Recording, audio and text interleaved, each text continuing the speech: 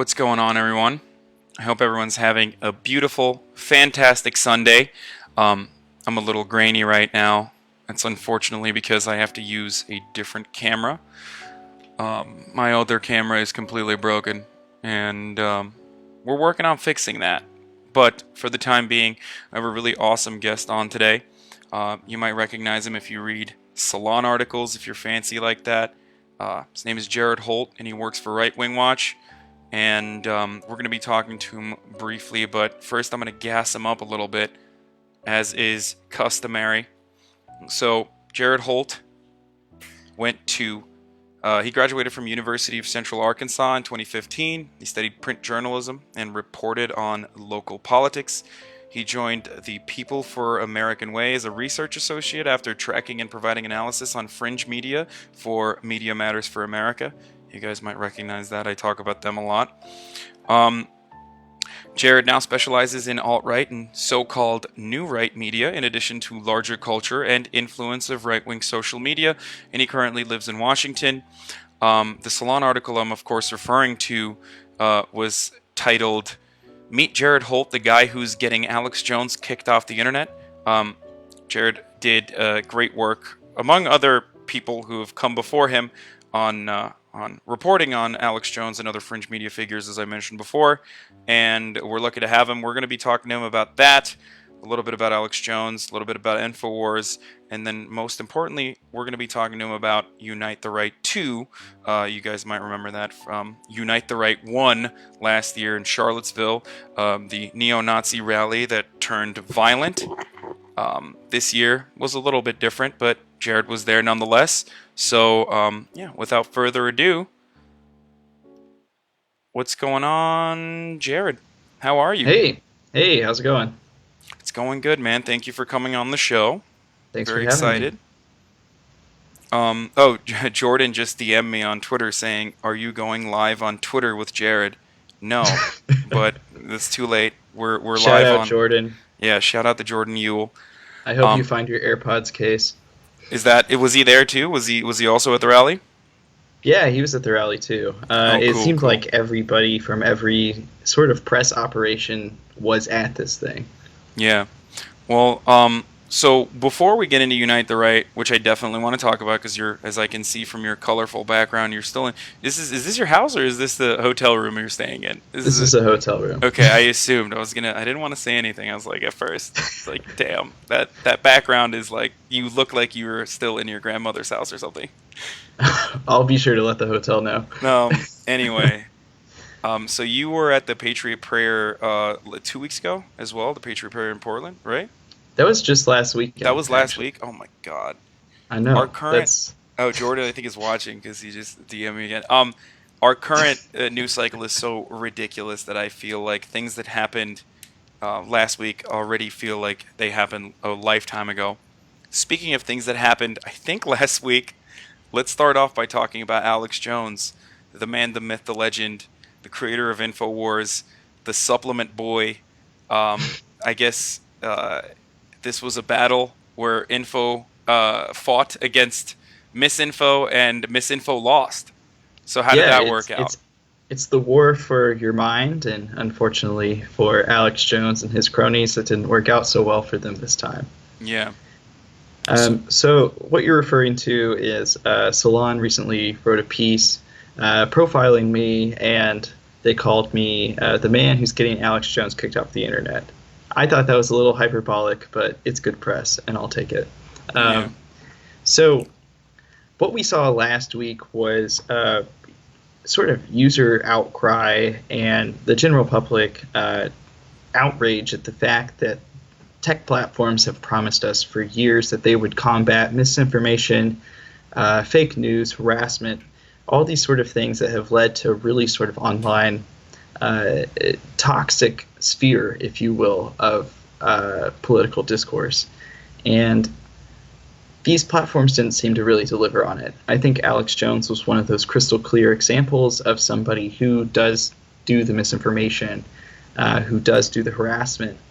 And it sort of became a rallying point for what I believe is a bigger issue, which is how these platforms are moderated and how the content is decided. And in a couple weeks ago, I noticed that Alex Jones was on Spotify, and I wrote a piece about Spotify's terms of service and the very obvious ways in the last year that InfoWars has violated that terms of service. And for whatever reason, that set off a domino effect. And now we have Alex Jones banned from Mailchimp, Spotify, Apple, YouTube, and Facebook, along with a few other sort of accessory sites that aren't so huge. Yeah. I think one of the unintended consequences of that obviously was that Alex Jones's application on the Apple Store went like skyrocketed to the top of the application, the App Store. If I'm not mistaken, it got like 6 million downloads or something. But ultimately, these sort of campaigns are very successful in combating misinformation, especially when someone like Alex Jones has repeatedly and very deliberately broken that terms of service.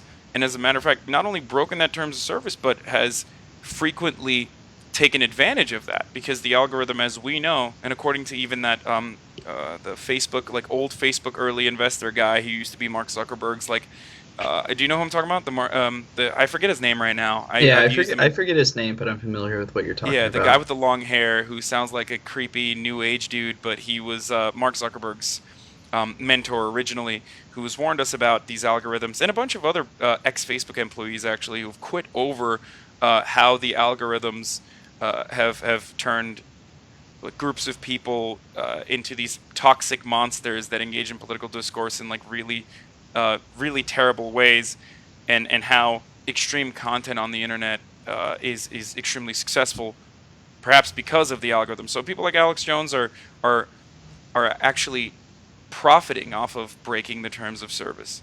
Yeah, to the tunes of millions of dollars a year. Yeah, exactly. There's estimates on how much money he makes, but do you want to give us a little bit of a breakdown on his financial operation, like how he seems to be making millions of dollars? Yeah, so Alex Jones programming, what a lot of people I think maybe don't know is that Alex Jones broadcasts his program mostly free of charge to radio stations and TV stations to syndicate, which means that the ad blocks where Alex Jones is normally hawking his supplement line and whatnot, these radio stations and TV stations can fill with their own advertisements, which makes InfoWars a very profitable program to carry on your station. But Alex Jones primarily makes his money through what used to be web ads. He does make some syndication fees, but a lot of it is this InfoWars store, which has a shocking amount of sales, just gauging from the operation that they've been able to run. They have multi-million-dollar studios. They're broadcasting like HD, nearly 4K quality every day. They also have a donation page. So InfoWars is very safely raking in millions of dollars a year, and they have a relatively small staff. So it's been a very profitable operation for Alex Jones to do what he's been doing for so long. Yeah, and to my knowledge, to work off that a little bit more, to my understanding, according to the BuzzFeed reports, Alex Jones not only is making a lot of money selling these supplements that are probably just regular iodine pills that he angles as though they have like special brain powers or anything like just overemphasizes and greatly exaggerates the effects that his pills might have. But on top of that, I feel like to my knowledge at least, he custom tailors his rhetoric around whatever kind of supplement he's going to sell next. For example, like the turning the frogs gay rant that's now very famous comes along with a price for Alex Jones. He's doing that so he can sell straws. From what BuzzFeed found, he changed his rhetoric regarding what was happening with the water supply, and how the government was, like I said, turning frogs gay only after he finalized a negotiation with one of those the clean water straws that they usually sell in Africa and whatnot. I believe he negotiated it down from $25 to $10, only so he could sell it at $50 a pop, and his audience eats it up. Yeah, Which, I mean, ultimately, the business model here is drumming up hysteria of this new world order apocalypse type thing, and the only thing that can save you is what is available at the InfoWars store, Yeah. which is usually just grossly overpriced versions of the same sort of supplements or whatever that you would get at any other grocery store. Yeah, anything ranging from like new age nootropics, which would be brain pills, to Well, um, those work, Hassan. I yeah, swear. yeah. You've tried them. Yeah. I'm on them right now, Yeah, actually. I take like 10 a day. Yeah, I started taking Mike Cernovich's ones, the gorilla pills, Yeah. and my skin started boiling, but I think it's okay because none of my friends talk to me anymore. But I think it's all okay because my brain works at a much higher capacity, and they simply cannot understand. It's That's why all of my friends and family have left me behind. Not it's because because they I've don't get it. Yeah, not because I've dropped approximately $10,000 on what I believe are soy pills, or at least what the leftist media is inappropriately referring to as soy pills. Anyway, so that's Alex Jones. You took him down. Terrible day for freedom of speech. Terrible day for real patriot Americans and information. Um, Obviously, I'm joking. You didn't personally take him down in any way, like you had Right. mentioned. You simply reported. Actually, this is something that you've said before. Uh, a lot of these far right figures on the internet get very upset at you because you track all of these crypto fascists for a living. And by the way, I do it somewhat for fun, but to the extent that you do it, I don't know how you're able to stay sane. I guess it is those brain supplements that you're taking Yeah, because it's a gorilla mind brush yeah, is no, what I take every day. you're braver than the troops, Jared. But the other thing I was gonna mention, aside from all that, is you've said something to me before. What was it? Where you're like, I'm not actually trying to silence these people. I'm just simply reporting on what they've said. Whenever they get Right. mad at you, they're because they always say like, why are you repeating this information? Basically, what do you have to say about that? So my mission is not a mission to censor people. I think that, the best way to hold people with reprehensible views accountable is to just report very straight down the line what they say. Because I think most members of the public will see that on its face and understand that it's bad. And, from there, other people can take action. That's not really my role. I'm more of a reporter and I consider myself, in the role of almost like an archivist, uh, which, you know, in some cases does lead to impact. But I mean, ultimately, like I'm a journalist, right? It's the freedom of speech is like what I rely on to do my job. So I don't know. I guess that I'm not like a major censorship advocate, but people do get very mad at me for reporting on what they say because often the times what they say has consequences when it hits the spotlight. And Hmm. I think that's probably the main reason they get so frustrated with me. Yeah, and a lot of times I feel like, especially fascists and even crypto fascists on the internet, they rely on certain dog whistles, Hmm. and if you don't provide any sort of background information on or any sort of context on what those dog whistles mean, then they can often go unchecked and kind of seep into mainstream discourse without people holding them accountable in any way, shape, or form. But another thing with fascists and crypto fascists is that they can never simply shut the fuck up. Like Right. they are completely unable to hide their true intention, especially in circles where they feel as though they are in the company of like minded individuals. And now YouTube, for lack of a better alternative, has essentially become that breeding ground, on top of other things like obviously 4chan poll, Discord channels, but mainly the YouTube debates that the anti-SJW YouTube routinely engages with crypto fascists that are openly white supremacists or civic nationalists or white nationalists, but it's usually just the same shit with a different coat of paint. And one of the obvious identifiers is Holocaust denial. But Hmm. anyway, speaking of Holocaust denial and white supremacists, let's move on to what happened today and yesterday. The Unite the Right Rally 2. According to Dinesh D'Souza, these guys are all leftists. They're wearing MAGA hats to throw us off the scent. Um, they don't love Donald Trump. They actually love Hillary, George Soros, Clinton, Yeah, and I'm Nancy sure they all Pelosi. voted for Hillary. But yeah, so my understanding is that Unite the Right 2 was not as successful as Unite the Right 1.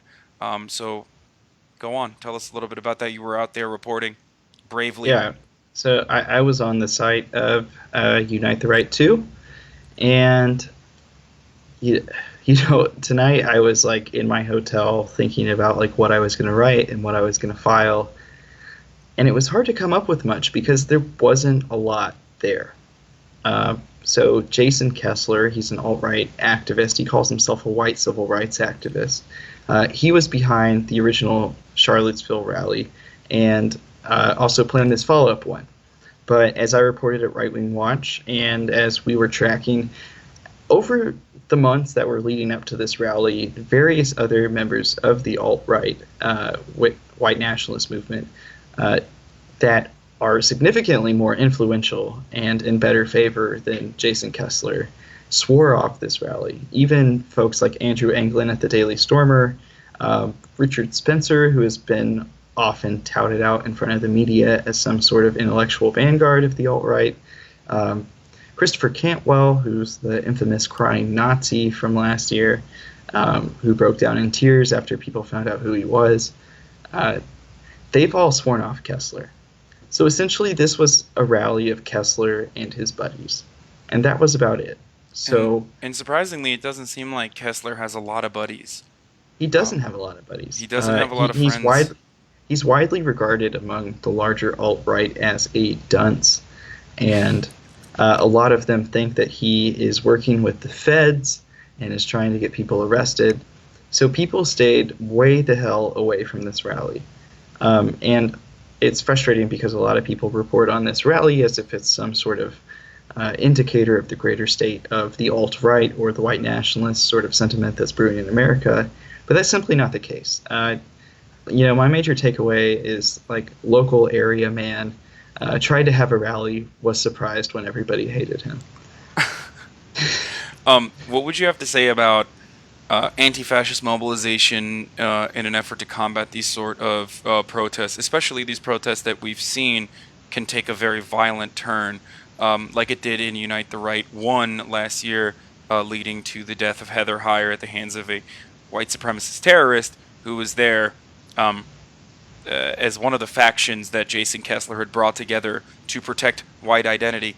Um, do you think that anti-fascist mobilization, in the way that you and I understand it, and not necessarily the way that the media tries to portray it, as this like, uh, usually when the media is talking about anti-fascist mobilization, they're usually referring to Black Bloc, which is Right.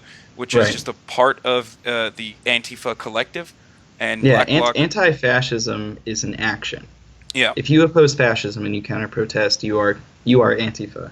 Black Bloc is a tactic, which is like a more militaristic approach to opposing fascism. So, yeah, but and like you and I know this clarification, but but a lot of people the don't understand it, and a lot of people assume that everyone is Black Bloc. Even members of Black Bloc aren't all uh, they aren't all completely on board with utilizing violent tactics. And by the way, violent tactics never resort to driving a car and plowing through a group of individuals. Violent tactics meaning punching Nazis. Not condoning that sort of behavior, but but that is, I believe, a normal reaction to what this reactionary new right is trying to get out of people because of their extremely violent ideology that has proven to be violent time and time again, and not that long ago, mind you. I saw, I forget who tweeted this earlier today, but someone was like, never forget, I think it was Amy Siskin, was like, never forget that Eye roll. Never forget that Nazis had never mobilized in America before Donald Trump. Yeah, It was a yeah, I saw that ridiculous too. revisionist approach. Like we don't like Donald Trump, Like but white nationalism is woven into the American fabric. yeah. Why do you think people try to like why do you think people try to revise history in this way to make it seem as though um, white nationalism only became this really hype thing, this really cool new fad under Donald Trump, and that it never existed before Donald Trump? I mean, I think part of it is it's just cheap. It's a cheap shot. It's you can create this narrative and use that to attack the president, which, there's a million valid ways to criticize the Trump administration, but this idea that like neo-Nazism didn't exist in America before the Trump administration is just like the laziest way to do it. And Um, I mean, of course, there are ways that Donald Trump has emboldened Nazis to further go out into the streets and protest very publicly about white right, identity and right. America browning out, which inherently is a pro-ethnic cleansing movement. Because how will you deal with America increasingly browning out? Richard Spencer and the likes will oftentimes admit that there's no other way. Halting immigration won't even stop this concept that we should be either pro-immigration from white countries like Norway, which, by the way, again, Donald Trump has said very similar things in the past in regards to immigration, or halting immigration and doing what? Well, Richard Spencer doesn't necessarily mention that part. He omits that part of the statement, but we all know what that leads to, Hmm. as though because we've seen it in Germany. And speaking of Yeah. Germany, we've seen it here in America.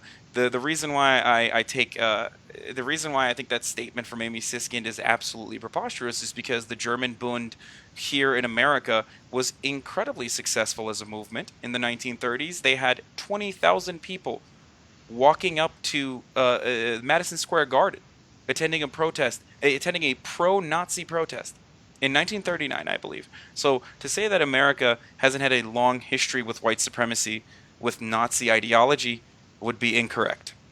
Yeah, But and I think like part of it is just a lot of this stuff is very complicated too. Like going to this rally today and understanding exactly that like Jason Kessler has no friends and that like this thing like it's a news event, so I had to go out and like burn a perfectly good Sunday covering this, but like this is not really indicative of anything. Like that requires nuance, that requires like actually studying this stuff. And, at a lot of publications where these reporters are like overworked, underpaid, and expected to write a piece about anything and everything, I think a lot of that just gets lost for the sake of efficiency. yeah, that isn't to say that the Nazi movement, especially the international white nationalist movement, hasn't gained significant foothold over the past couple of years in places like Europe, where Right, they are right. electing proto-fascist and fascist governments, in places where certain voices would normally be pushed out of the conversation, even in countries where hate speech is illegal, countries like Germany and other European nations. These proto-fascists are gaining notoriety and even winning certain elections. That is a larger conversation. That is a really Hmm. scary conversation to have. And here in the United States, Donald Trump, because of Steve Bannon most likely, and because of his own personal narcissistic rhetoric, has been able to captivate a similar audience. But what's really scary is what's happening behind the scenes, and I think this is where you come in. This is something that you and I both analyze fairly closely and warn people about all the time. Is the resurgence of an international white nationalist movement, a resurgence of crypto fascism on the internet through normal channels that you and I entertain ourselves with. These people are using to actively radicalize young people, young men mostly, and the gateway drug, as I would call it, to that sort of crypto fascist rhetoric is um, that threshold is surprisingly low. It probably starts off, I would say, in anti-SJW YouTube. Those people might not necessarily be full-blown white supremacists or full-blown white nationalists, but they They agree on routinely they engage. agree on the problem. Yeah, they agree on the same problem. Immigration is a problem, even though it's not, according to a lot of people, and that the leftist Marxists are too radical and they don't understand it and they don't want to address the problem because, for some weird reason, we all love the Democratic Party and we want to ensure it stays alive. And the only way the Democratic Party can stay alive is through immigrant votes. I mean, there's obviously a complete lapse in logic there. I'm sure you've heard similar statements, or you hear similar Right. statements all the time, right? When people are like, I mean, what do you think? What are the most common things that you hear from right wing or far right, fringe right pundits in regards to immigration? So the most common talking points I hear about from the far right on immigration is this idea of a white genocide. That's the most extreme way to say it. The other way that they say it, you'll hear it as a dog whistle, is cultural displacement or demographic shift, um, which is essentially this idea that the Democrats or whoever they want to blame for the time being are committing some sort of systemic erasure of white people in the United States.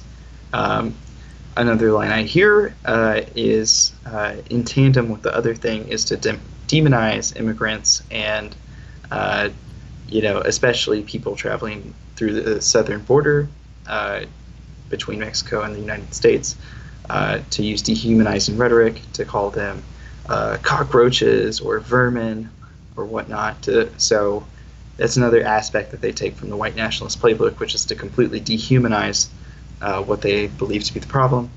Um, Another thing is this emphasis, as you said, on immigration from white majority countries, because they believe that they are, better immigrants, Supreme. so to say. Yeah. Yeah. But what's remarkable to me, at least, is that the Republican the Republican agenda has always centered around this sort of anti-immigrant and anti-minority sentiment in some Hmm. respects. I mean, I don't think that's a controversial statement to make. And in some ways, this sort of trial ballooning ethnic cleansing that the Trump administration is engaging in is only a logical extension, or a logical exhaustion rather, of decades long Republican white nativist immigration policies. So Yeah, I think that people like get this idea that all of this came into being with Trump, but really Trump is like the continuance of something that's been going on in the Republican Party and going on in the American right for decades. It's like this fire that was starting to build, and Trump and his cronies, whether it be Steve Bannon, Stephen Miller, just came along and essentially threw gasoline on a fire that was already built. yeah. Um, and you suddenly got people in the White House that weren't coy about it anymore. Stephen Miller was very explicit. I think it was this week about how, after this horrid like detention facility stuff that we saw coming off of the southern border, Stephen Miller made remarks that he wanted to even further legal immigration. We And have an Stephen immigration Miller, task force right now that's being set up with lawyers to denaturalize naturalized citizens that may or may not have written incorrect information on their naturalization forms, things of that nature. And by the way, this is another testament to how this is just simply acting upon white supremacist ideals that were built into the Constitution in some respects. These like the anti-immigration the immigrant denaturalization task force is already existing legislation that they're finally putting into place, similar to how the Trump administration mobilized on separating children from their parents at the border, which was already a practice that was in place, never really used in the same extent, and never used for legal asylum seekers unless it was extreme instances where the child obviously seemed as though they were in danger, Mhm. but now used as a deterrent. And they've mentioned that they would use this as a deterrent for almost a year, and only after they started using it as a deterrent were we able to mobilize against it. So again, this is not just Donald Trump. It doesn't stop at Donald Trump, and it doesn't end with Donald Trump. This is a problem within the larger Republican agenda, And this is a problem even on the Democratic side because the Democrats are unable to combat this in effective ways.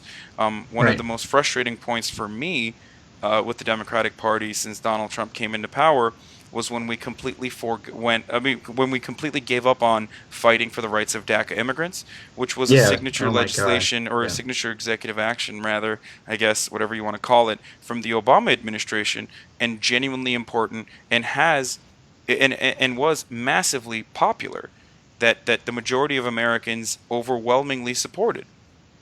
So Yeah. a lot of times it's not necessarily the majority of Americans that are racist or that actually feel this way about immigrants, but it is an overwhelming amount of very loud talking points coming from the right. And obviously, I wrote about this and talked about this with Laura Ingraham. Tucker Carlson has been disseminating white nationalist propaganda for a very long time on Fox News, but now the latest Laura Ingraham rant that went viral last week was the first time I ever heard Laura, who has engaged in like regular intellectual racist concepts before, just Yeah. full blown, Something they call scientific yeah, racism. scientific racism. Yeah. Which, by the way, extends all the way to phrenology. Starts off with blacks are committing more violent crimes, and therefore they're justified. The violence against them in the form of police brutality is justified.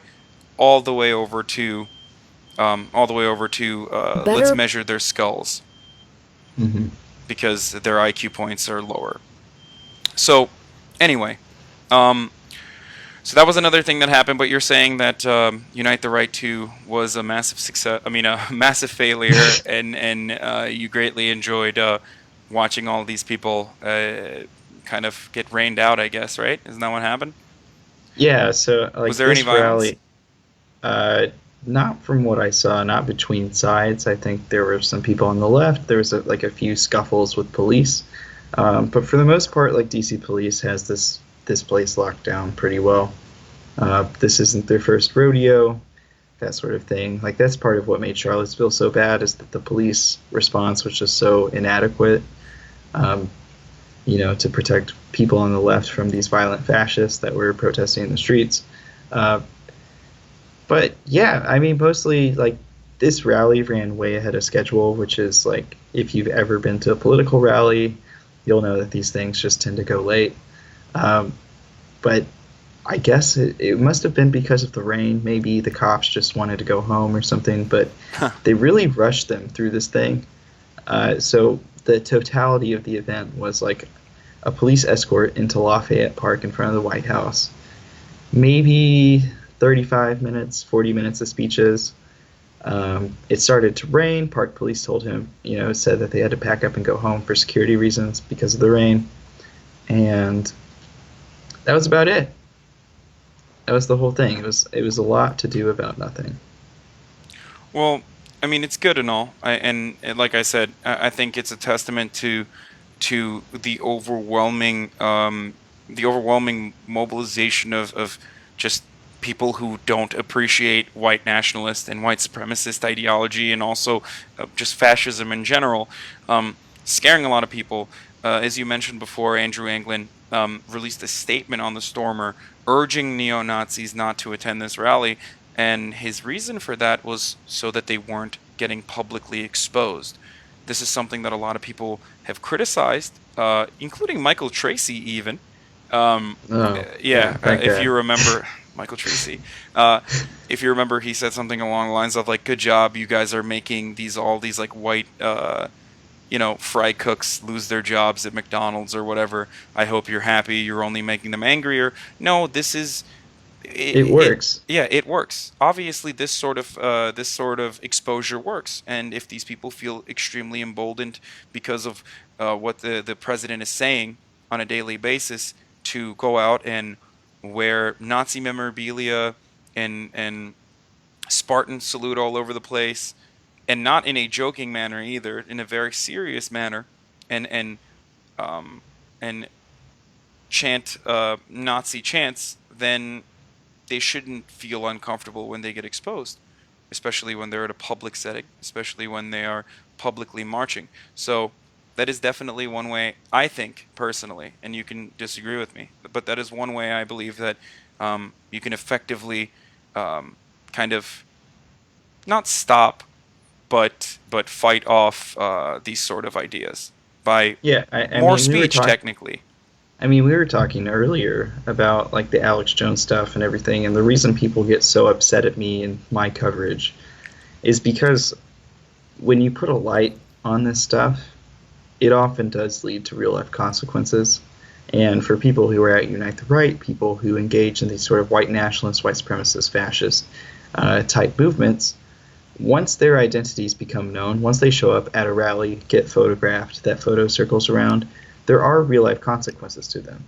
You know, a lot of these people that were pictured at Unite the Right, the original one where Heather was killed, they're not employable anymore. And I think, that serves as a disincentive for people to continue showing up at these things.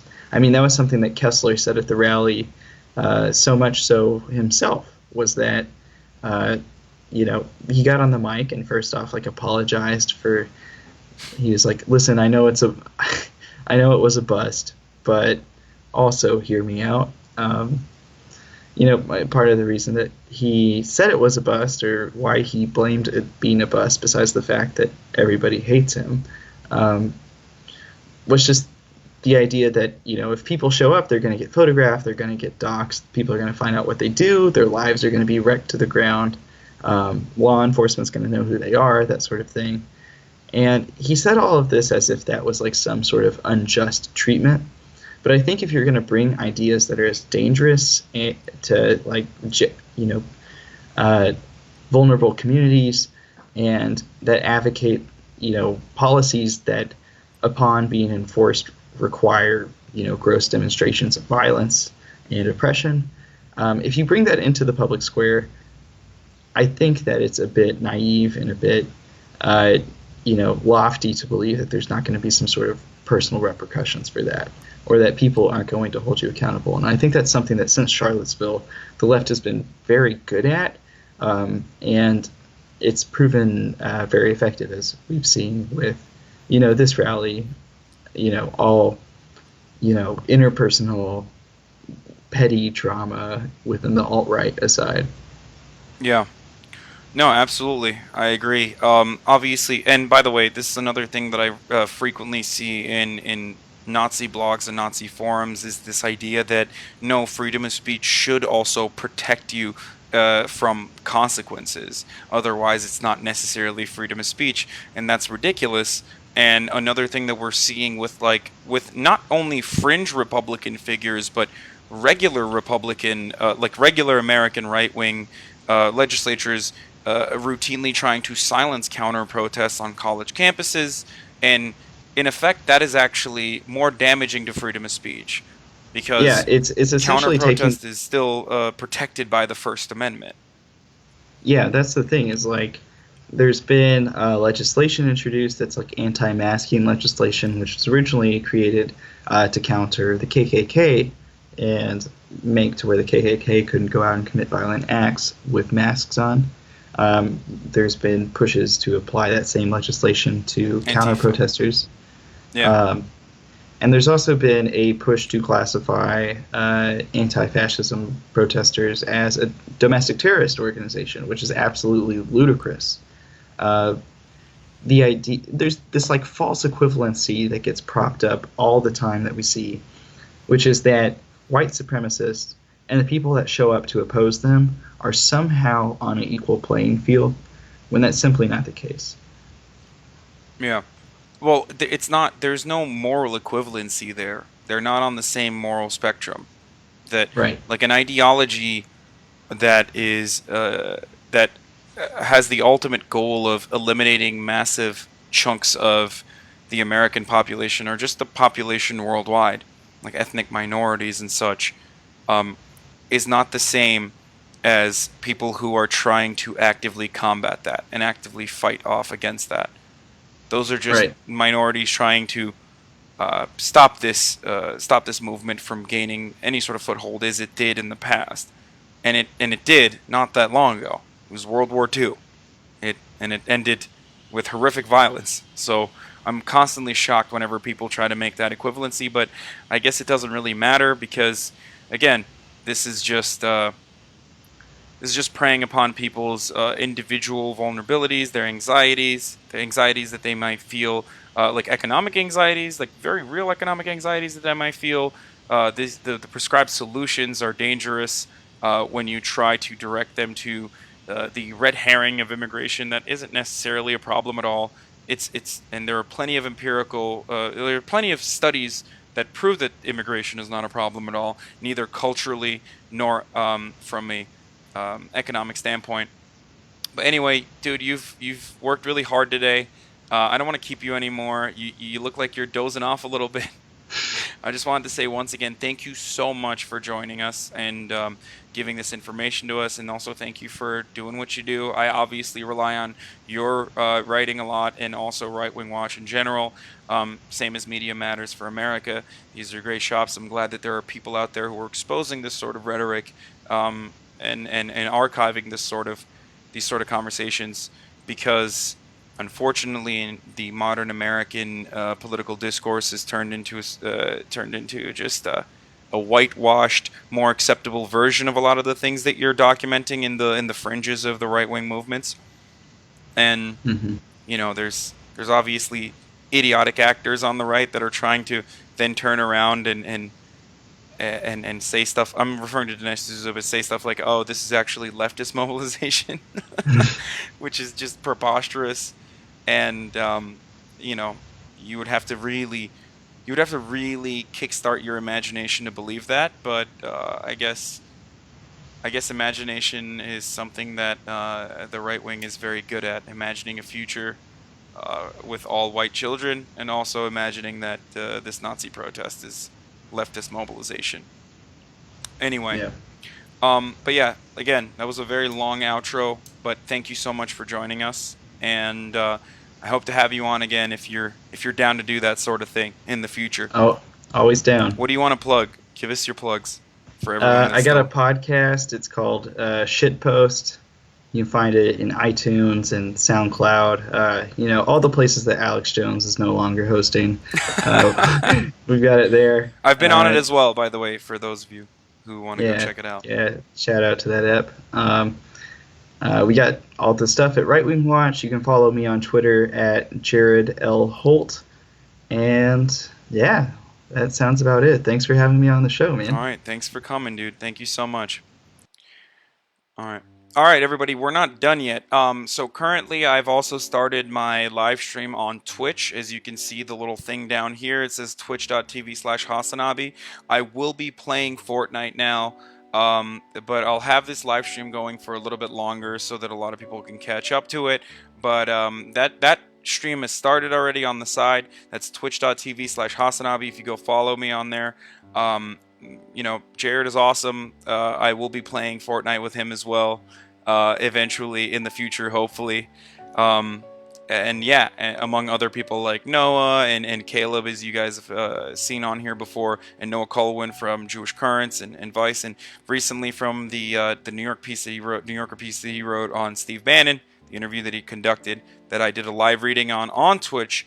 I'm on there every night at 7 p.m. Pacific, where I dive a little bit deeper into the day's top topics that I don't have enough time to cover on like the 3-minute format that I have here on Facebook. Also, Facebook is actively silencing me, so twitch.tv/Hasanabi if you want to combat that silencing. It's the Antifa terrorists. You don't have to subscribe or anything. You can come follow me for free on there.